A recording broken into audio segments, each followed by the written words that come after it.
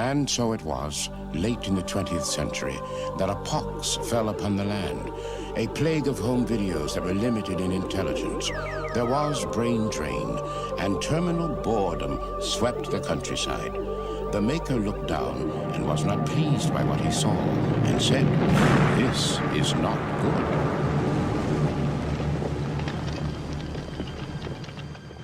And so it was, he brought forth Genesis, a system with twice the power, twice the intelligence, twice the challenge, twice the fun.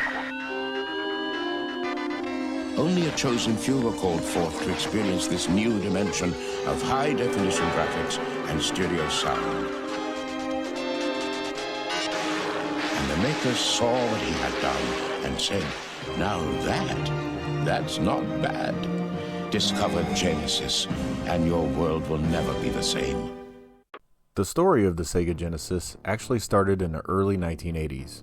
Sega's arcade sales were starting to slump, and they saw the need to get into the home console market.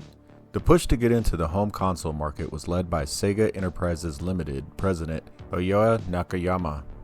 In 1983, Sega released the SG-1000 in Japan, but the system didn't fare well against Nintendo's Famicom. In 1984, Sega arranged a buyout of their owner, Gulf and Western, which Sega was a subsidiary of. Nakayama was named president of the newly formed Sega Enterprises. Within 2 years of the SG-1000's release, Sega released another console named the Mark III.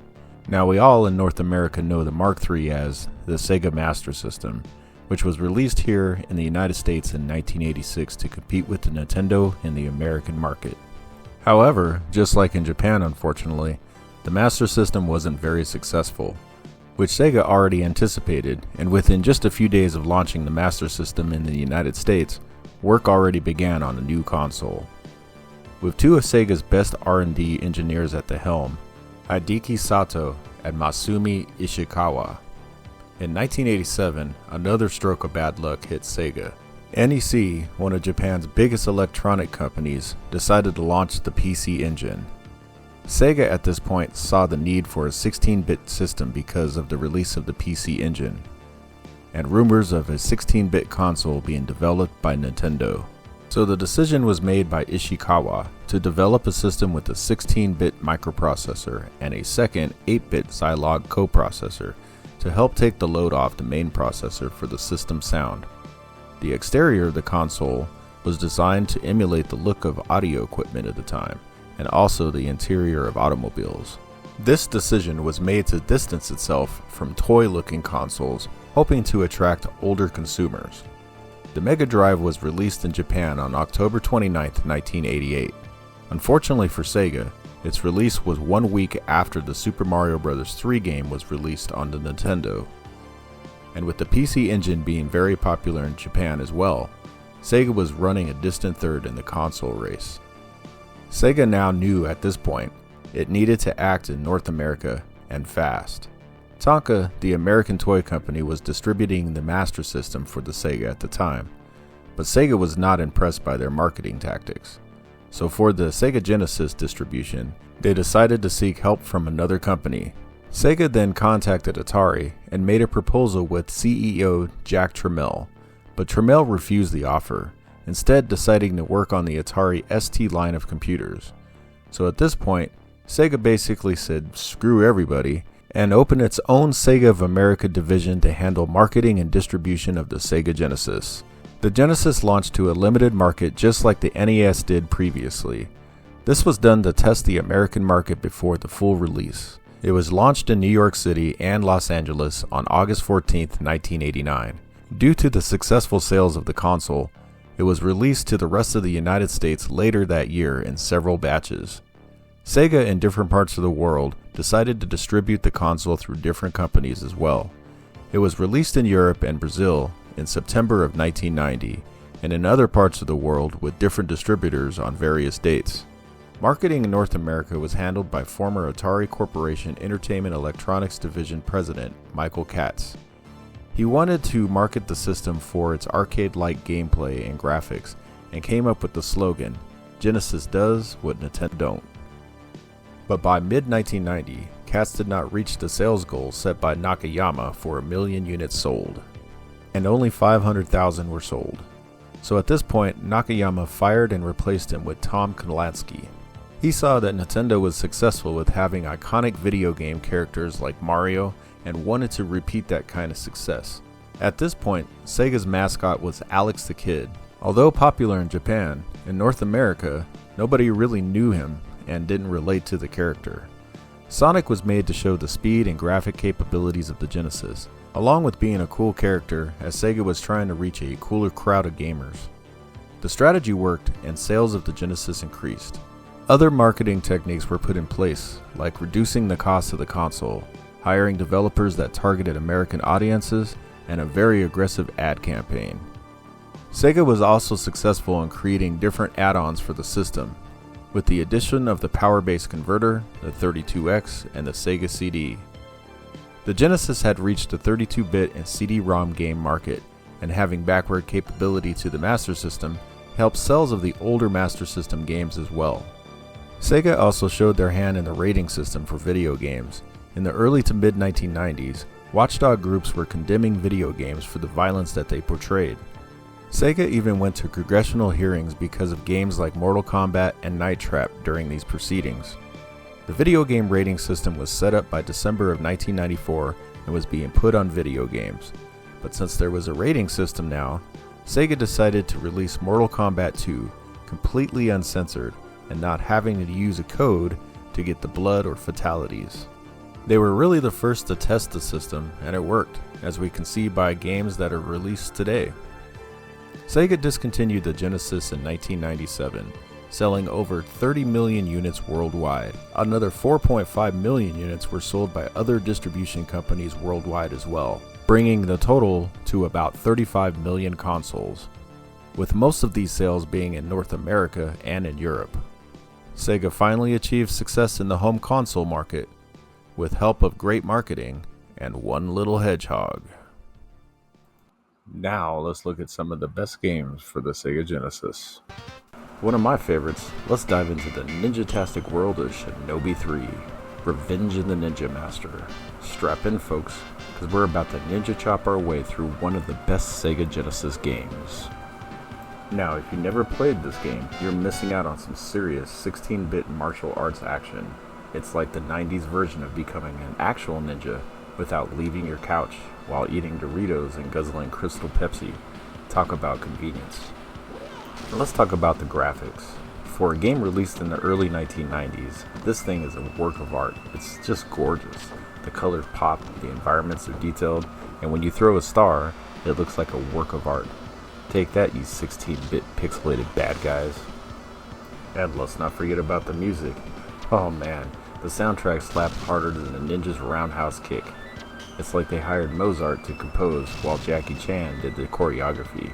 Okay, maybe not exactly, but you get the idea.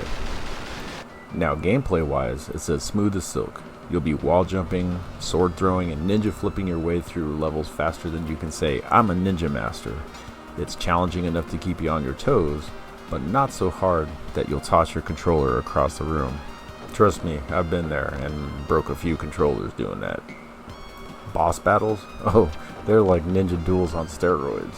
You'll face off against these huge screen-filling monstrosities that test your reflexes and patience. But hey, that's what makes beating these darn games so satisfying, right?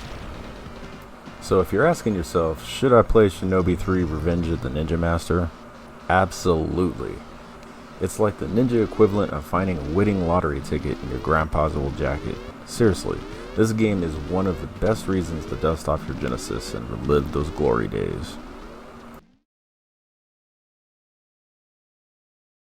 Now we're stepping into the ring with the granddaddy of all fighting games, Mortal Kombat, where the fighters have more moves than a cobra fighting a mongoose. This game brought the thunder when it hit the Genesis, and is still packing a punch today. First off, let's look at the characters. They're like a bunch of WWF superstars mixed with X-Men on a bad hair day. From Liu Kang's fiery kicks to Sub-Zero's ice-cold stare, each fighter brings something unique to the table. Plus, who can forget Scorpion's iconic "Get over here"? I swear that line is more memorable than my birthday. And then let's talk about the fatalities. These moves are so over the top, they make action movies look like a walk in the park. I mean, ripping the spines out of somebody and uppercutting heads off. It's like they hired a horror movie director to choreograph these finishers. But hey, that's what makes the game so special. Now the gameplay, it's smooth, it's responsive, and it's addictive like grandma's secret cookie stash. You'll be mashing buttons like no tomorrow, trying to master those special moves and combos. It's like a dance-off, but with more uppercuts and a little less jazz hands. And the music, man, it's like they put Chuck Norris in to lay down some guitar riffs. Okay, maybe not Chuck Norris, but you guys get the idea of what I'm talking about. Just a really good soundtrack to this game. So is Mortal Kombat one of the best games on the Genesis? Absolutely, it's one of the best. It's like the ultimate showdown between your favorite action heroes, but you're the one pulling the strings and fatalities. If you haven't played this one yet, you're missing out on gaming history, guys.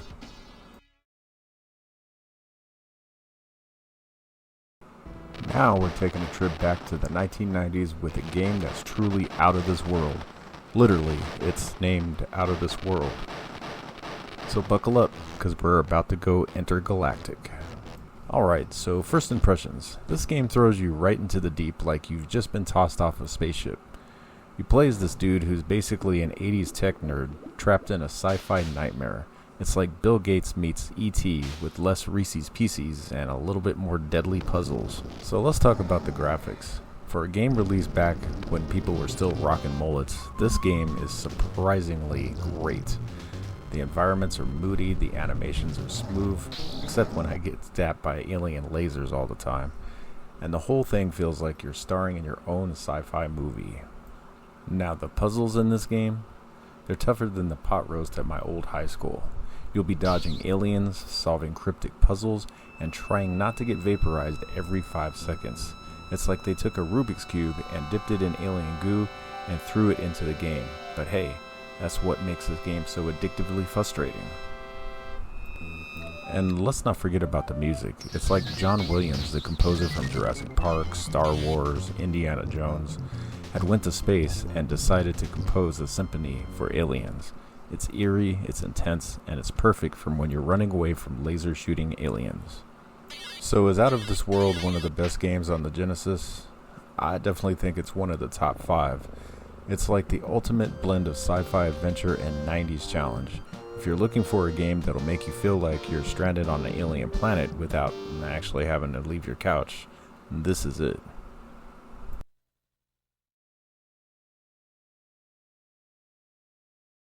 Now let's take a look at the Epic Space Odyssey, Phantasy Star IV. Alright, let's start with the story. It's like Star Wars meets Final Fantasy on a SEGA Genesis cartridge. You've got space travel, ancient civilizations, and enough plot twists to make Chubby Checker jealous. Seriously, the drama in this game is more intense than my last trip to the DMV. The characters are a motley crew of heroes with more depth than the Mariana Trench. From Chaz the reluctant hero to Alice the badass hunter, each one brings their A-game to the party. It's like assembling the Avengers, but in a spaceship cruising through the cosmos. Gameplay-wise, it's like they took the best parts of RPGs and sprinkled them with 16-bit magic dust. You'll be exploring dungeons, fighting monsters, and leveling up faster than you can say random encounter. It's addictive, it's strategic, and it's as satisfying as finding a cheat code for unlimited beer. So is Phantasy Star IV one of the best games on the Genesis? Absolutely. It's a timeless classic that proves RPGs were thriving even in the 16-bit era. If you're a fan of epic quest, deep storytelling, and saving the universe from evil, this game belongs in your collection. Game over, man. It's game over.